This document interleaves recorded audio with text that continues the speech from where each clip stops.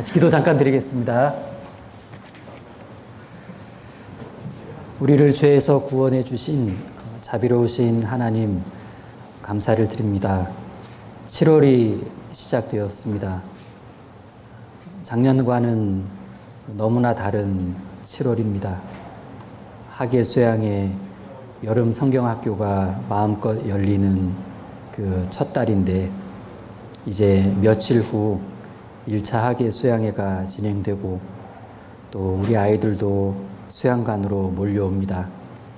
이달 말에 또 3차 학예 수양회가 진행될 때 우리 서울중앙교회 아이들도 수양관으로 달려가서 마음껏 즐거워하고 또 말씀을 통해 구원을 얻고 확신을 얻으며 또 침례를 받을 것인데 저희들 그 준비하는 것 하나하나를 저희부터가 즐겁고 감사한 마음으로 할 수 있도록 도와주시고 또 오늘 공과를 통해서 침례의 의미를 더 배우고 우리 아이들에게도 잘 가르쳐 줄 수 있도록 주님 도와주십시오. 감사드리며 예수님 이름으로 기도드립니다. 아멘. 네, 공과 제목이 침례를 받으신 예수님입니다. 침례를 받으신 예수님. 본문은 마태복음 3장. 마태복음 3장 13절입니다.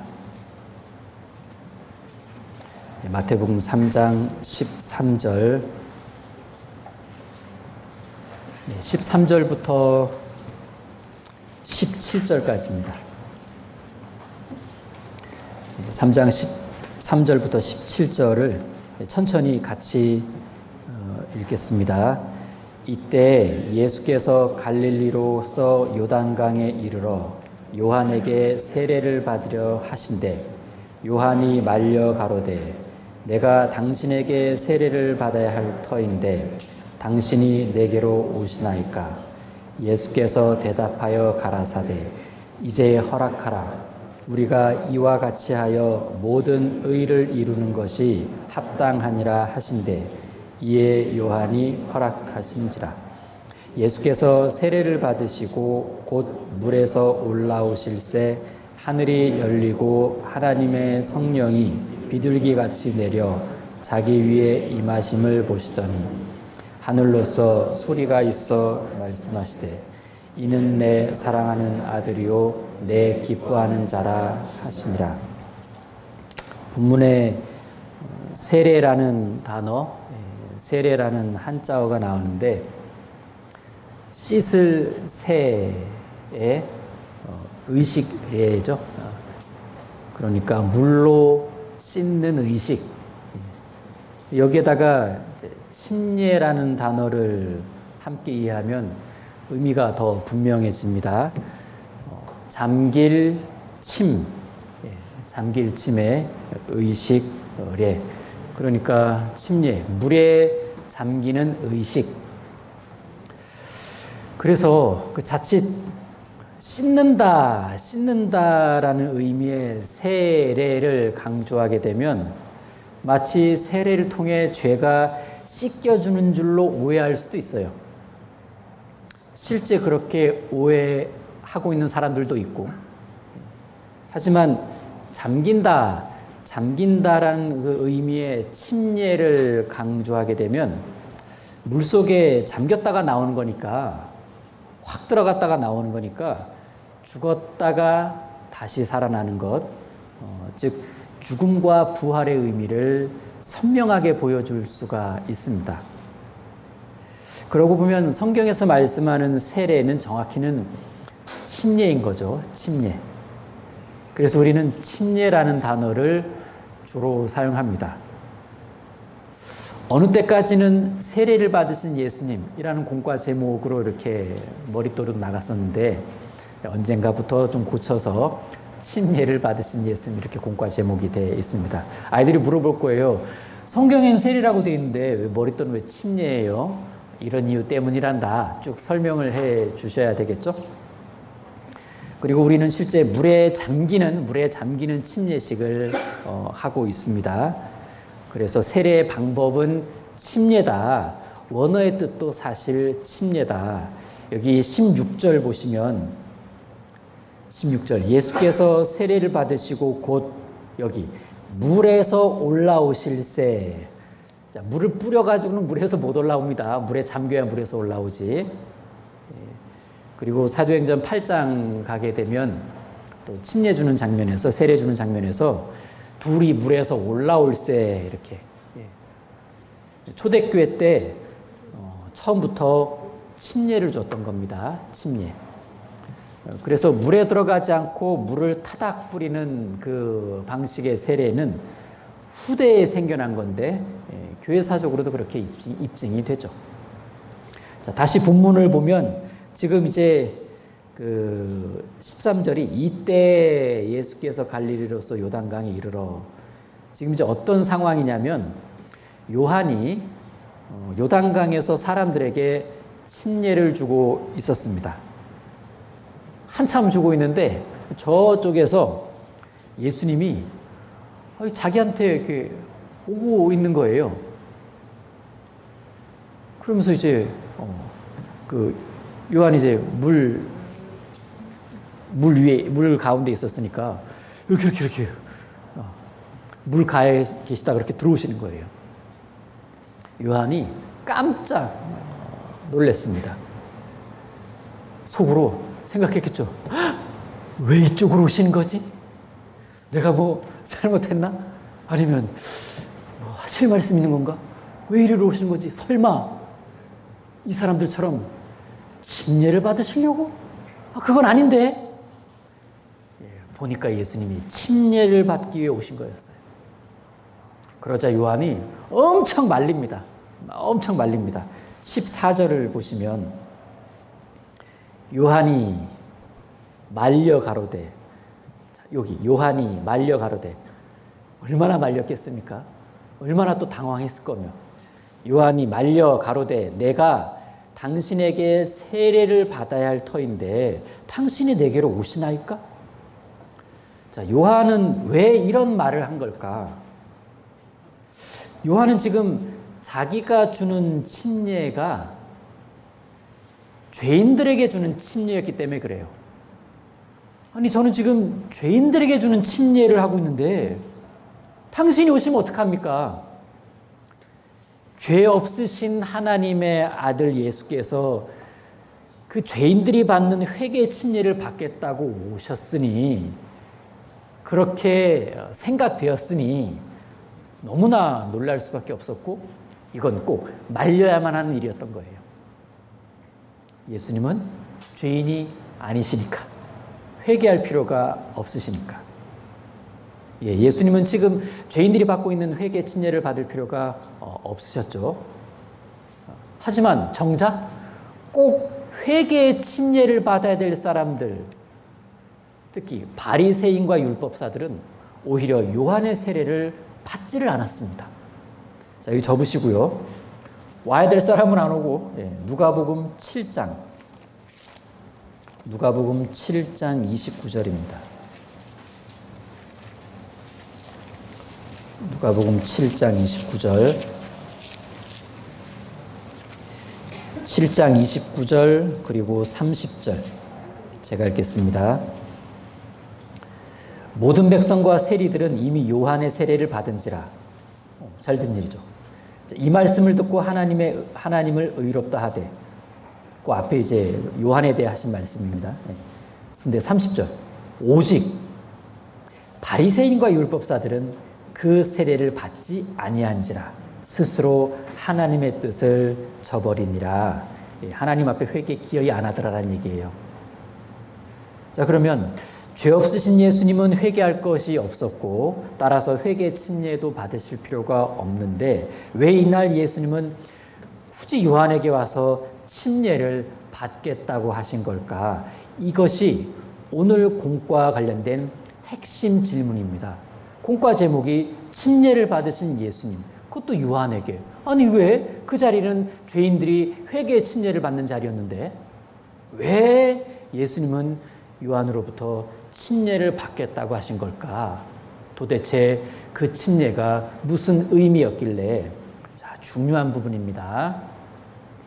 요단강에서 사람들이 받았던 침례와 예수님이 받으신 침례는 서로 다른 침례였던 거죠.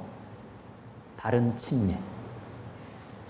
사람들이 받았던 침례는 자기가 하나님 앞에 죄인이라는 것을 고백하는 그 고백을 외적으로 보여주는 침례였습니다. 하지만 예수님이 받으신 침례는 내가 앞으로, 예수님이 앞으로 예수님 자신이 십자가에서 죽으시고 다시 살아나게 될 거라는 것을 미리 보여주는 침례였습니다. 의도가 달랐던 거예요. 자, 이렇게 예수님이 죽으시고 부활하시는 것, 그걸 보여주려고 받으신 침례, 예수님이 죽으시고 부활하신 것, 이게 하나님의 뜻이었던 거죠. 그래서 예수님은 말리는 요한한테 이게 하나님의 뜻이다라고 이렇게 말씀합니다. 자, 다시 본문 돌아가면 마태복음 3장 15절. 예수께서 대답하여 가라사대 이제 허락하라. 왜? 우리가 이와 같이 하여 모든 의를 이루는 것이 합당하니라 하신대. 이에 요한이 허락하는지라. 여기 가운데 모든 의를 이룬다. 모든 의를 이룬다는 것은 하나님의 모든 뜻을 이룬다라는 건데, 하나님의 뜻은 예수님의 죽으심과 부활이었어요. 자, 이쯤에서 침례라는 것을 하는 그 이유를 공통적으로 대략적으로 알 수가 있는데, 자, 요단강에 나온 사람들이 침례를 받은 건 자기가 하나님 앞에 죄인이라는 걸 고백하는 그것을 사람들에게 보여주는 거라 그랬죠. 보여주는 거라 그랬습니다. 굴 속에 들어가서 물 담근 게 아닙니다. 그리고 예수님이 침례를 받으신 것은 앞으로 자신이 십자가에서 죽고 부활하실 것을 많은 사람들에게 보여주는 것이었습니다. 밤에 몰래 은밀하게 요한 불러서 야, 침례 주라 이렇게 말씀하신 게 아니었다라는 얘기예요. 아, 이처럼 침례라는 의식은 그 특징이 보여준다는 데 있습니다. 보여준다는 데. 자, 보여준다는 데 있다고 하니까 이것이 일종의 선포일 수도 있죠. 홍보일 수도 있고. 특별히 예수님은 침례라는 것을 통해서, 이때 받으신 침례를 통해서 앞으로 예수님 자신이 하실 일을 많은 사람 앞에서 미리 보여준 겁니다.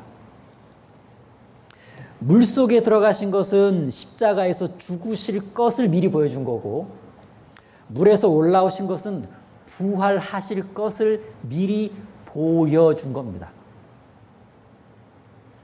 그러니까 회개의 침례를 받았던 사람들은 하나님 앞에 이제 구원받을 마음의 준비가 된 거예요. 그리고 하실 일을 미리 보여주신 예수님의 이 받으신 침례는 이제 예수님께서 하나님 앞에 죄인을 구원하는 일을 본격적으로 하실 준비가 된 것이기도 하죠. 준비됐습니다 하고 보여준 겁니다. 회개의 침례를 받은 사람들은 저 이제 죄인임을 고백하고 이제는 구원받을 준비가 됐습니다. 보여준 것임과 동시에 준비가 되었다는 것을 알린 것이기도 해요. 그런 면에서 예수님의 침례는 드디어 예수님의 공생애가 시작되었다는 것을 온 세상에 알린 것이기도 하죠. 일종의 선포며 동시에 증표입니다. 말이 아닌 행동으로. 침례는 그런 거죠. 말 많이 하면서 침례 받은 거 보셨어요? 침례는 말이 아니고 그동안의 어떤 자기 마음, 자기 믿음, 이걸 총체적으로 행동으로 딱 이렇게 보여주는 겁니다. 선포이자 내가 이렇게 했습니다라는 증표이기도 하죠. 자, 물로 세례, 침례를 받으신 예수님은 이제 내가 진짜 받을 세례가 남아있다. 이렇게 말씀하셨습니다. 자, 다시 누가복음 가서 누가복음 12장입니다. 누가복음 12장 49절. 12장 49절 50절입니다.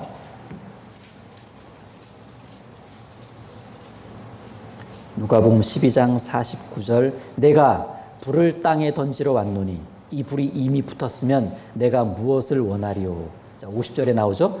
나는 받을 세례가 있으니 그 이루기까지 나의 답답함이 어떠하겠느냐. 자, 이 말씀에서의 나는 받을 세례, 이 세례는 틀림없이 예수님이 십자가에서 죽으시고 부활하실 것을 가리킵니다.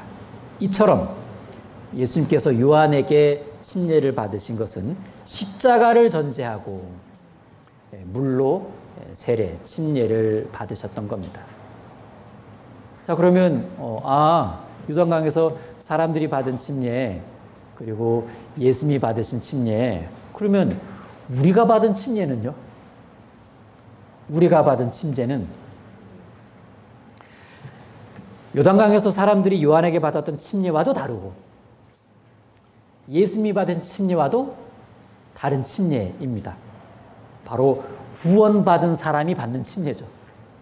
구원받은 사람이 받는 침례. 하나님께서는 구원을 받은 사람은 침례를 받아라 라고 명령하셨는데 구원받은 이후에 해야 될 그 두 가지 의식의 순종이 침례식과 성찬식이잖아요.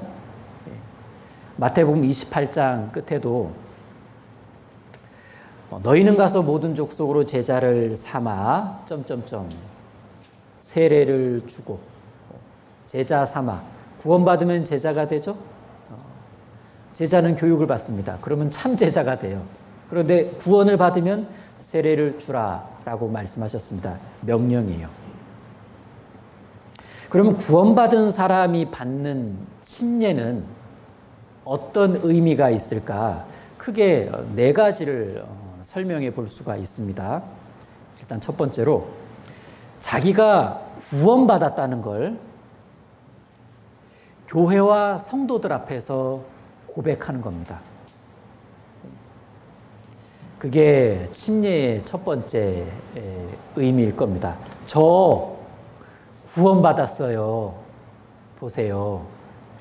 제가 말이 아닌 오늘 몸으로 간증하겠습니다.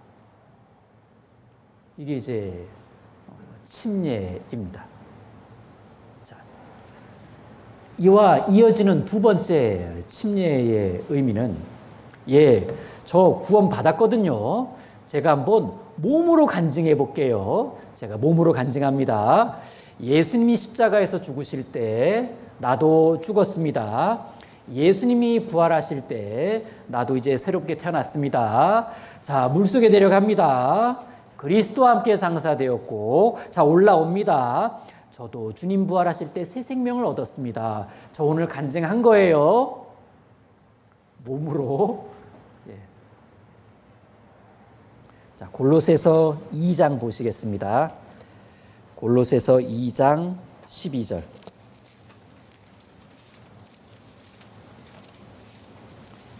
골로새서 2장 12절 들리세요?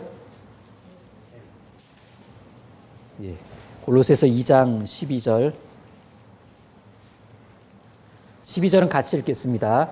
너희가 세례로 그리스도와 함께 장사한 바 되고 또 죽은 자들 가운데서 그를 일으키신 하나님의 역사를 믿음으로 말미암아 그 안에서 함께 일으키심을 받았느니라. 마이크 나오나요? 안 나오죠, 뒤에. 그렇죠? 윤재현 선생님 지금 또 나오죠, 그렇죠? 네. 너무 그냥 가죠. 예. 자, 여기 12절 보시면 너희가 세례로 그리스도와 여기 함께 장사 함께 일으키심. 자, 여기입니다.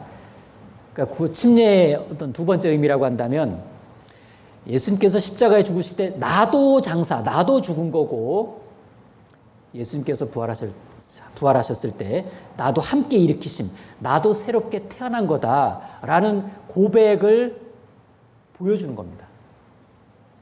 그 고백을 몸으로 간증을 하는 거죠. 자, 그렇게 해서 이어지는 침례의 세 번째 의미는 저도 이제 교회 가족의 한 사람이 되었습니다. 그래서 교회 식구들 앞에서 침례식을 하는 거예요. 자, 에베소서 4장 4절입니다.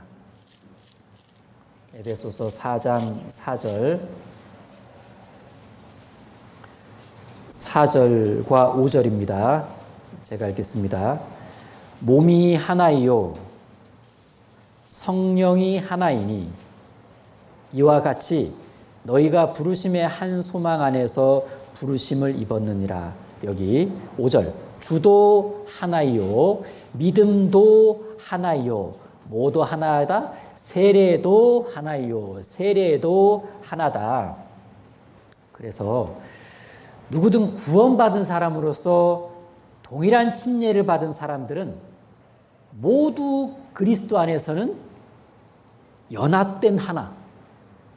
동일한 침례를 받은 사람들은 이제 그리스도 안에서 하나, 똑같은 연합된 하나다. 그 연합된 하나, 바로 교회의 일원이 되었다는 겁니다. 그래서 교회 앞에서 침례식을 하는 겁니다. 이런 거죠. 전 앞으로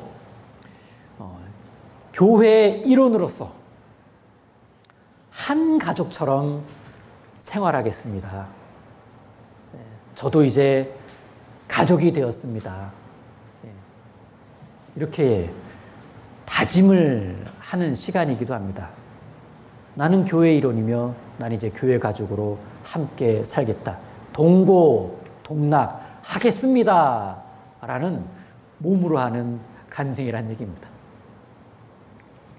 그러니까 이제 교회 식구들 앞에서, 사랑하는 교회 식구들 앞에서 함께 신앙생활 하겠다고 약속을 한 건데, 약속이라면 지켜야 되죠.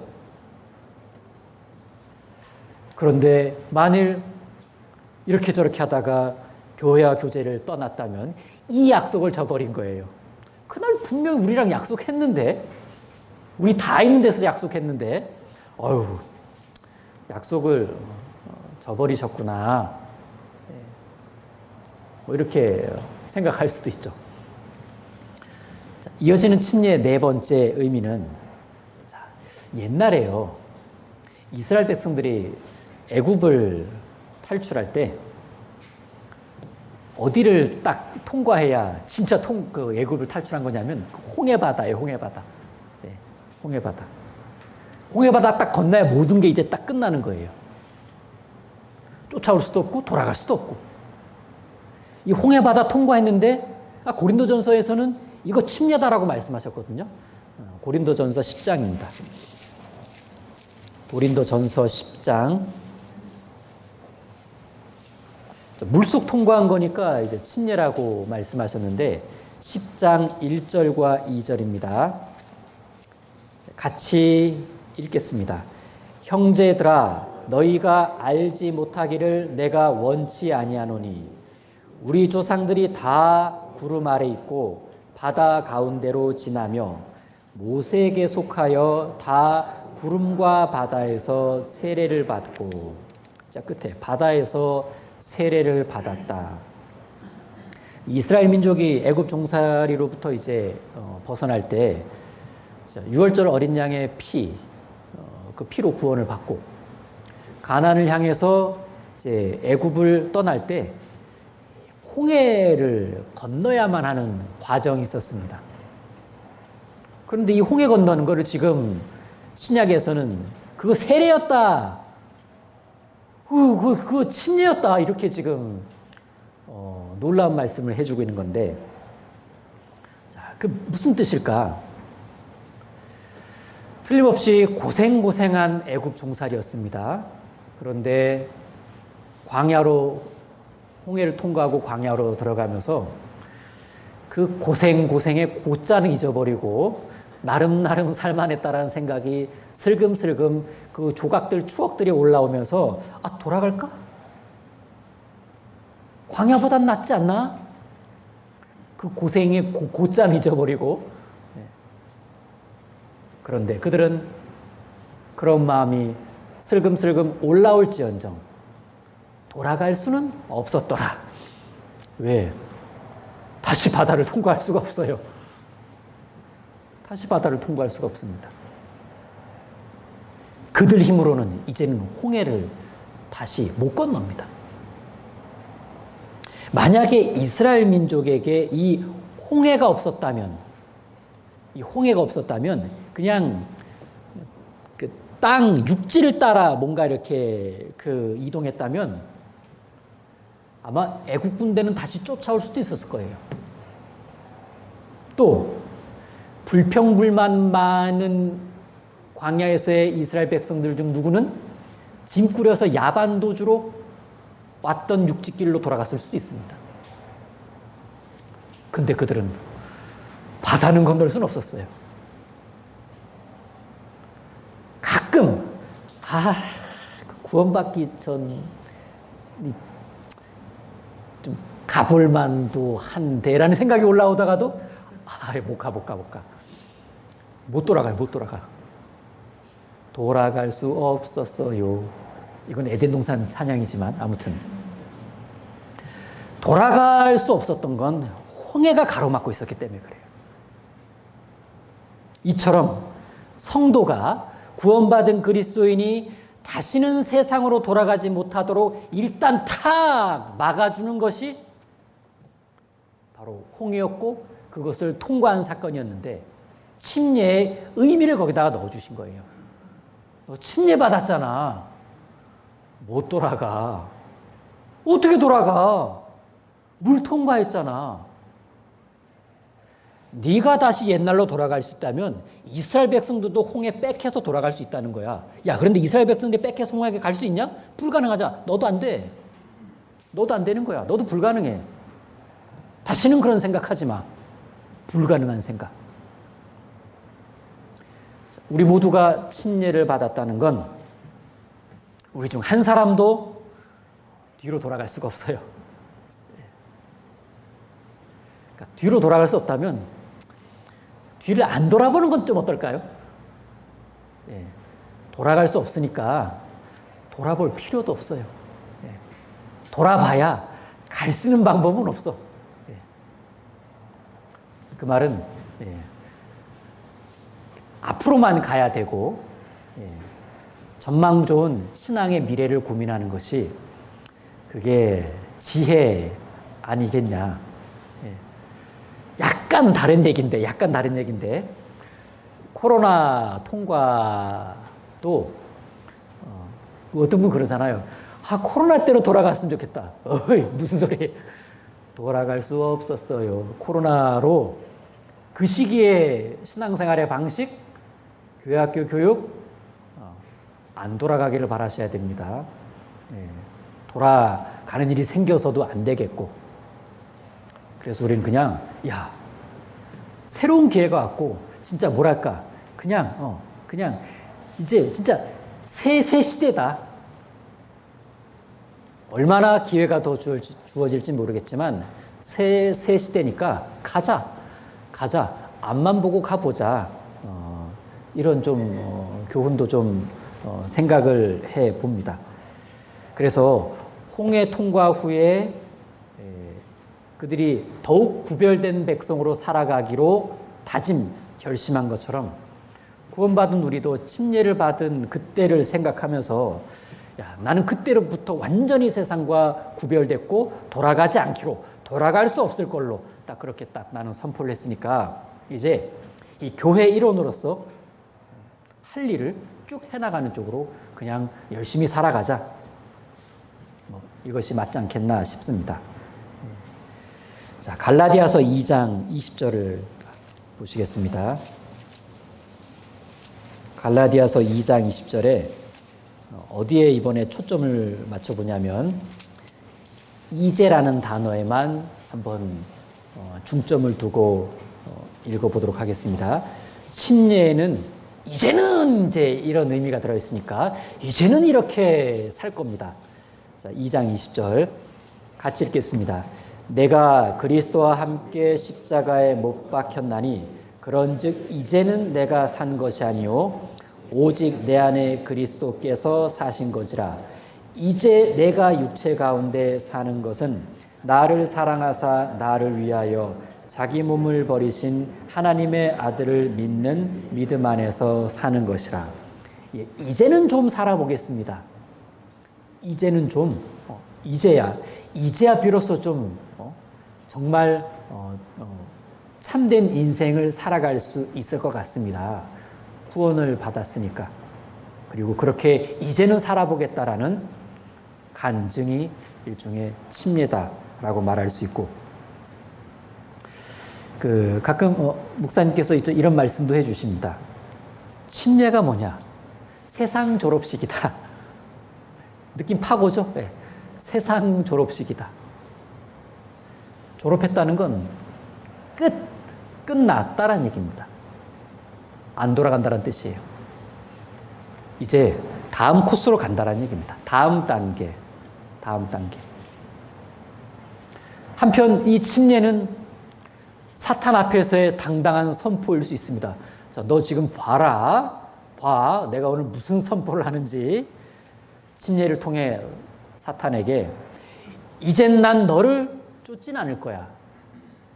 난 이제 주님의 말씀을 쫓아 순종하며 살 거야. 나 이거 오늘 선포한다. 니한테. 이런 사탄을 향한 당당한 다부진 선포일 수도 있겠다라는 생각도 해보고요. 자, 이제 우리가 받은 침례와 관련해서 좀 잘 살펴봐야 될 말씀들이 좀 있는데, 베드로전서 3장입니다. 베드로전서 3장. 베드로전서 3장 21절입니다. 자, 21절 이렇게 시작하죠. 물은, 갑자기 물 얘기 나오냐? 그 앞에 20절이 노아 시대의 대홍수를 말하거든요. 물. 그래서 홍수 때 방주 타고 몇 명만 구원받았는데 물로 말미암아 구원을 얻지 않았냐. 물심판에서 살아남았잖아요. 그런데 21절에는 그런데 물은 이렇게 한 겁니다. 이제 물은 예수 그리스도의 부활하심으로 말미암아 이제 너희를 구원하는 표니, 이때 이 표를 잘못 이해하는 사람들이 있다는 얘기입니다. 이제 너희를 구원하는 무슨 티켓이니, 티켓표가 아니고 예표표예요. 예표 모형표, 모형의 예표의 그 표를 말하는 거지, 너희를 구원하는 티켓표니 이건 아니란 얘기예요. 티켓표로 이해하게 되면 이렇게 오해하잖아요. 당신 구원 받았어요? 받았죠. 어떻게 해요? 저 침례 받았거든요. 저 세례 받았거든요.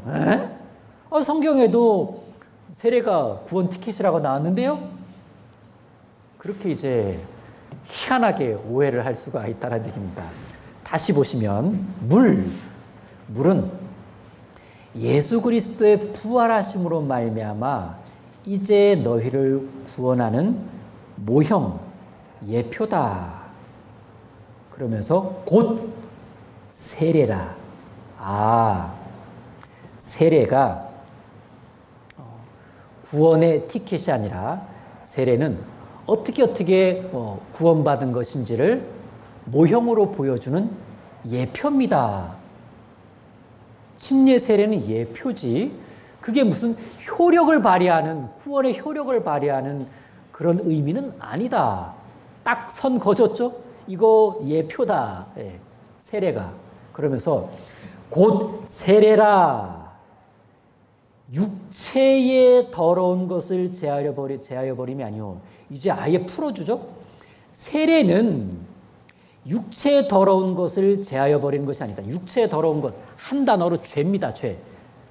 세례가, 침례가 죄를 제거해 주는 거냐? 그거는 아니다. 앞에 말한 것처럼 모형이라니까 죄를 제거해 주는 게 아니라, 죄를 제거해 주는 게 침례가 아니고, 침례는 그 뒤에 오직 선한 양심, 구원받으면 양심이 각성되죠? 각성된 양심, 이제는 죄에 대해 민감해지는 양심, 구원받은 사람에게 어떤 그 각성된 양심이 딱 발현이 되잖아요. 자, 오직 선한 양심이, 구원받아서 이루어지는 그 각성된 양심이 하나님을 향하여 찾아가는 것이라. 여기 찾아가는 것, 뭐라고 써주시면 딱 맞냐면 서약. 여기 찾아가는 것, 본래 의미가 서약이에요. 서약. 침례는 그것 자체가 죄를 제거해버리는 효력이 있는 것이 아니라, 침례를 받았다는 건 서약이다. 무슨 서약? 전 이제 이 각성된 양심으로 하나님을 향해 나아가겠습니다. 라는 약속, 서약, 교회와 성도 앞에서의 어떤 간증. 우리 간증도 어떤 의미에서는 서약이죠? 여러분, 저 이제 이렇게 살라고요. 성도가 교회 앞에서 했죠? 약속한 겁니다. 일종의 서약. 그래서 여기 나와 있네. 세례, 침례가 교회와 성도들 앞에서 내가 하나님 앞에 이제 어떻게 살아가겠노라라는 서약의 의미를 갖고 있다는 뜻입니다. 그런데 한편에서는 전도 집회 때 이 말씀을 우린 이렇게도 인용하면서 배웁니다. 여기에 육체의 더러운 것을 제하여 버림이 아니요. 전체적인 맥락에서 지금 20절에서도 구원 얘기하고 있고 21절에서도 구원 표다라고 얘기하면서 구원이 초점인데, 그런데 이 구원이라는 것은 이제 구원이라는 것은 여기에 육체의 더러운 것을 제하여 버림이 아니요 하면서 육체의 더러운 것의 핵심으로 죄의 성을 죄의 성으로 이렇게 표현을 해주거든요. 죄성. 우리가 죄성을 가지고 짓는 죄와 그 죄를 짓게 만드는 죄성을 분리시켜 놓은 거예요. 그래서 육체의 더러운 것, 구원은 받았지만 여전히 남아있는 이 육체의 더러운 것, 죄의 성을 제거해버림이 아니요, 구원을 받은 것이 죄성까지를 제거하는 것은 아닙니다. 아닙니다. 네. 오직 선한 양심이 하나님 향하여 찾아가는 것이라. 그래서 이제 상담을 할 때 누군가에게 얘기해 줄 때, 저는 이렇게 죄성이 아직 가득하죠. 구원은 육체의 더러운 것, 죄성까지를 제거해 주는 것은 아닙니다. 만일 당신이 구원받을 때 죄성까지 제거되었다면 당신은 그날 이후로 죄를 안 짓겠네요. 그럼 당신에게 미래죄라는 것은 없습니다. 그런데 하나님은 미래죄까지를 용서해 주셨으니까 그게 왜 논리적으로 가능하죠? 당신 속에 죄성은 남겨져 있고, 죄성은 주님 앞에 갈 때 사라집니다. 천국 갈 때는 죄성 못 가지고 갑니다. 천국에 갈 때 죄성도 가져간다? 천국에서도 죄가 있는 거예요. 그 이상하잖아요. 죄성은 이 땅에 남아있는 동안은 있어요. 그 죄성이 있으니까 이 죄와 한번 싸워보면서 이기는 그 승리를 주님께 영광 돌리면서 살아보는 거예요. 어떤 분은 그래요. 죄성도 없애주시지. 그러면 한번 좀 주님 때문에, 주님을 위해서 뭔가 한번 이렇게 좀 해보려고 할 수 있는 무대가 없어져요. 싸울 기회가 없어요. 뭐와 싸울 건데요? 죄성을 남겨두신 것은 너 한번 싸워봐. 이길 수 있어. 왜? 전에 없던 성령이 네 안에 들어와 계시니까. 그래서 육체의 소욕과 성령의 소욕이 꽝꽝 하는 것이 이제 우리에게는 전쟁터를 한번 기회를 주신 겁니다. 너 이길 수 있어. 너 이길 수 있어. 그러면서 우리에게는 기쁨이요, 주님께는 영광을 돌릴 수 있게 된다. 뭐 이런 거죠. 자, 이 세례, 침례와 구원에 대해, 세례와 구원에 대해서 잘못 생각하는 것은 이거잖아요. 단지 세례를 받음으로 구원을 얻었다라는 희한한 생각. 그래서 뭐 약식 세례나 뭐 유아 세례는 아무 의미가 없는 겁니다. 도대체 어디서 의미를 찾아야 될까요? 약식 세례와 유아 세례는.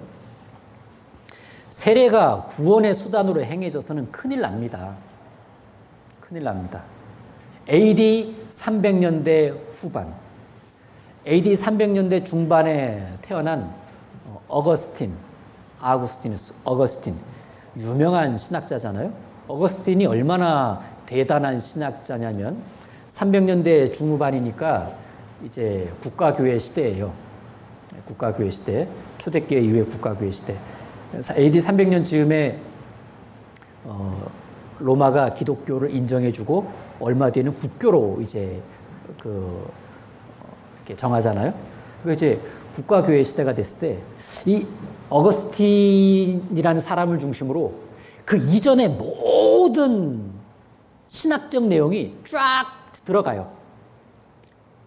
그리고 이 사람을 통해서 다시 이것이 쫙 풀어져서 나옵니다. 그렇게들 평가할 정도로 대단한 신학자입니다. 예.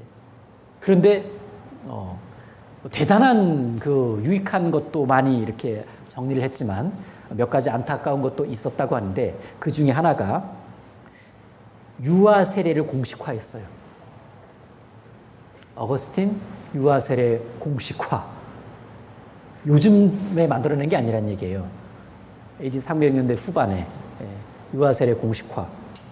왜 그랬을까요? 유아 세례가 어쩌면 원죄를 씻어내는 방법이라고 여겼어요. 원죄를 씻어내는 방법. 왜 그렇게 생각했을까? 유대인들도 아기일 때, 갓난쟁이일 때 8일 만에 할례 받았잖아. 할례를 받았잖아요. 그러면서 유아 세례도 원죄를 씻는 방법이 될 수 있겠다 해서 유아 세례를 공식화했다고 하는데 뭐 아니죠. 어쨌든 아닌데. 자, 그러면 지금 크게 세 가지를 봤습니다. 요단강에서 사람들이 받았던 침례, 요한에게, 그다음에 요한에게 예수님이 받으신 침례, 그리고 우리가 받은 침례. 근데 지금 이제 요한이 사람들에게도 침례를 줬고 예수님도 침례를 받으셨는데 당시에 요한 말고도 예수님의 제자들이 세례를 좀 줬어요. 예수님의 제자들이. 왜? 무슨 의미로? 요한복음 4장입니다. 요한복음 4장.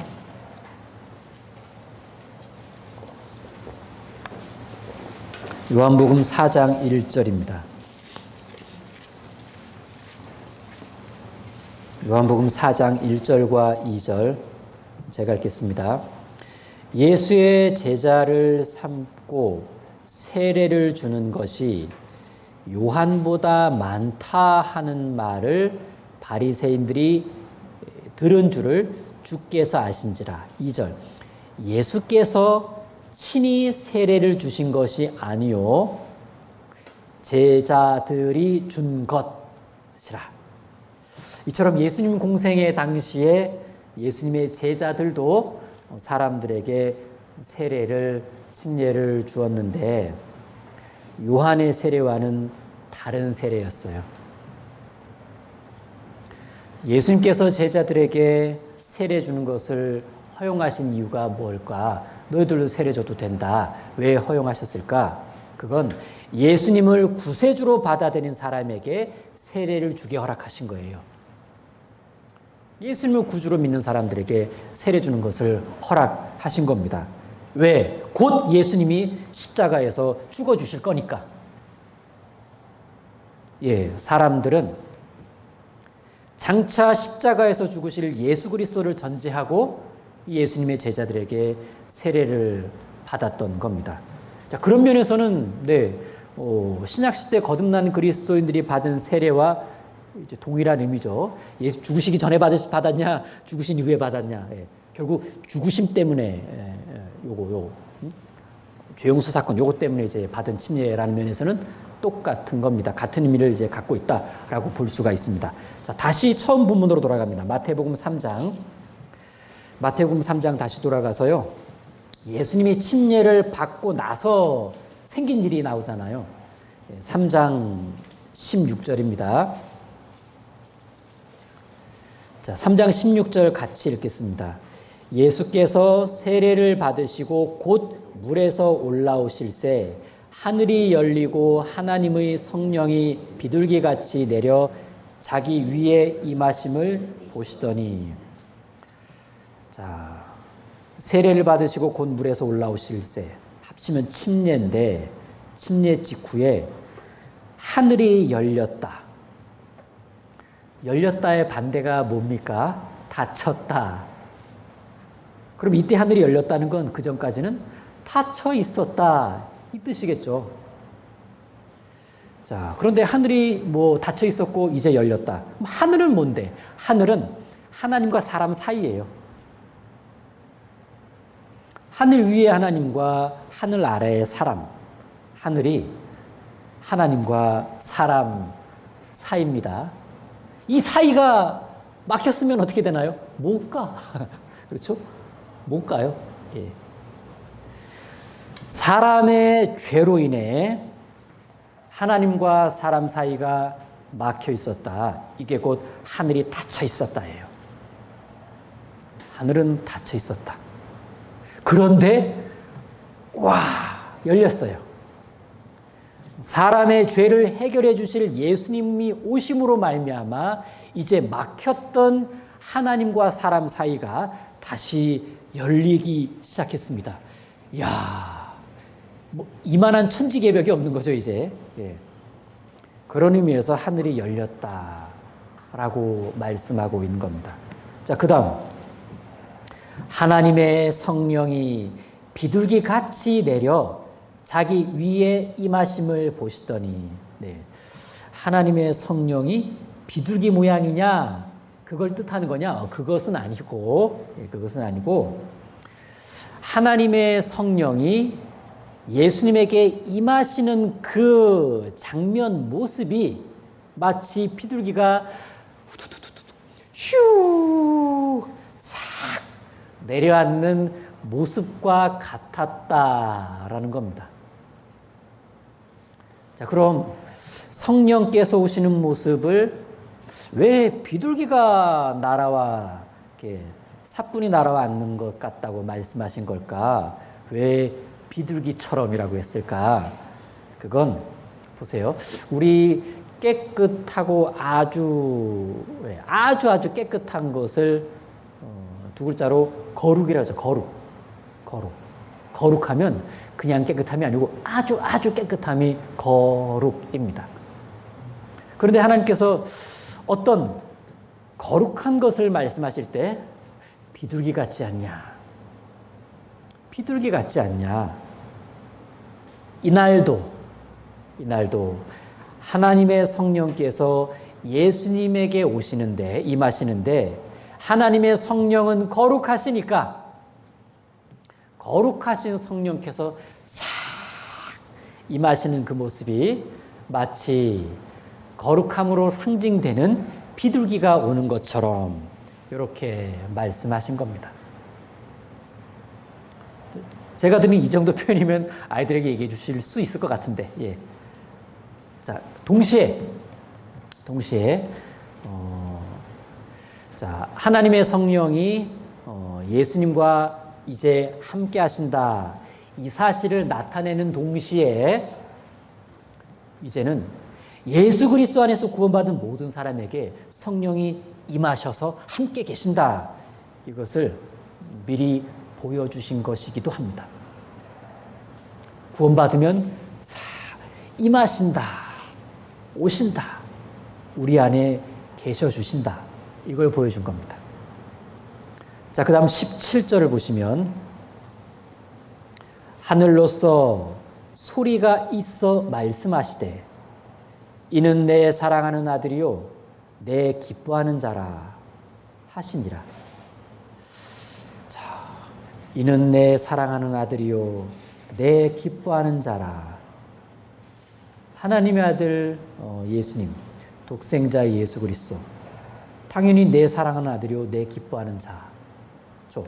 성부 하나님 편에서는. 그러면 요 말씀, 이는 내 사랑하는 아들이요 내 기뻐하는 자라, 이 말씀이 누구에게 하시는 말씀이겠냐? 정말 예수님 들으라고 하시는 말씀일까? 아니, 하나님의 아들이신 예수님에게 새삼 굳이 이런 말씀을 하실 필요가 있을까?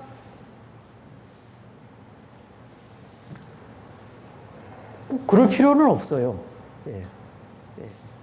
왜? 원래 당연하니까. 그러면 왜 그 당연스러운 말씀을 여기서 이렇게 중요하게 탁 강조하시면서 하늘로서 소리가 있었는데 이는 내 사랑하는 아들이요 내 기뻐하는 자라. 도대체 누구에게 누구 보고 들으라고 해주신 말씀이냐? 결국은 구원받은 사람에게 주시는 말씀입니다. 구원받은 사람에게. 구원받을 때 하나님의 사랑하는 아들이 됩니다. 이는 내 사랑하는 아들이요. 그리고 그리스도인답게 살 때 하나님께서 기뻐하시는 자녀가 됩니다. 이는 내 사랑하는 아들이요 내 기뻐하는 자라.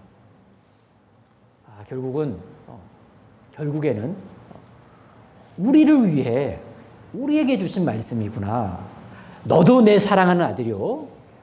네의 이 모습이 내가 기뻐한다. 너는 내 기뻐하는 자다. 어쩌면 여름 성경학교를 앞두고 우리 아이들에게 주고 싶어 하신 말씀 아닐까요? 이 아이들은 내 사랑하는 아들이요 내 기뻐하는 자라. 우리 아이들 모두가 이번 여름 성경학교를 계기로 하나님께 이런 증거를 받아야 되지 않을까요? 이는 내 사랑하는 아들이요 내 기뻐하는 자라 하시니라. 자, 이제 간단히 정리하고 맞춰보겠습니다. 우리는 구원을 받을 때 영혼의 세례를 받습니다. 영혼의 세례. 주님의 죽으심이 나의 죽음이 되고 주님의 부활이 나의 부활이 될 때 그걸 믿을 때 바로 영혼의 세례를 받은 거다라고 말씀합니다. 그리고 영혼의 세례가 이루어진 사람에게는 이제 자신의 그 믿음을 외적으로 공표하는 그 일이 있는데 그게 물세례예요. 침례입니다. 이 물로 침례를 받는 것은 일종의 장례식입니다. 장례식. 침례는 주님과 함께 죽었다는 사실을 믿고 그렇게 해서 구원받은 사람이 이제 그 사실을 밖으로 공표하는 예식인데 저도 죽었습니다 라는 장례식과도 같습니다. 옛사람은 죽었습니다. 그리고 저는 새 사람이 되었는데 새 생명으로 거듭났습니다. 한 구절 보고 마치겠습니다. 로마서 6장 3절입니다. 로마서 6장 3절. 6장 3절과 4절입니다. 로마서 6장 3절 4절 같이 읽겠습니다. 무릇 그리스도 예수와 합하여 세례를 받은 우리는 그의 죽으심과 합하여 세례 받은 줄을 알지 못하느뇨. 그러므로 우리가 그의 죽으심과 합하여 세례를 받음으로 그와 함께 장사되었나니 이는 아버지의 영광으로 말미암아 그리스도를 죽은 자 가운데서 살리심과 같이 우리로 또한 새 생명 가운데서 행하게 하려 함이니라. 여기 그와 함께 장사되었다라고 말씀하고 있고 살리심과 같이 우리로 또한 새 생명 가운데서 행하게 하려 하심이라. 새 생명으로 거듭났고 이제는 새 생명을 얻은 사람답게 앞으로는 나 자신을 위해 사는 게 아니라 새 생명을 주신 주님을 위해 살겠다라는 그 신앙의 고백이 그게 침례입니다. 진정한 의미의 침례죠. 그런 침례식이 이번 여름 성경학교에서 아름답게 진행될 수 있도록 좀 잘 교육을 부탁드립니다. 기도하겠습니다. 하나님 감사합니다. 오늘 침례를 받으신 예수님 공과를 같이 상고해보는 시간 갖게 해주셔서 감사드립니다. 우리가 침례를 받을 때가 참 생생하고 그때 밖으로 속으로 흘렸던 눈물도 기억합니다. 그리고 주님을 위해 살겠다라는 그 고백도 진심이었고 지금도 그 마음 변치 않고 하루하루를 열심히 살아가고자 노력을 합니다. 연약한 저희들에게 이번 여름 성경학교 학예 수양회 때 그 아름다운 침례식을 보면서 다시 우리의 하나님 앞에서의 서약을 일깨워 주시기를 부탁을 드립니다. 그리고 그때의 침례를 기억하면서 미리 볼 침례를 기억하면서 앞으로 여름 성경학교 준비에 더욱 힘을 낼 수 있도록 도와주십시오. 감사드리며 예수님 이름으로 기도드립니다. 아멘.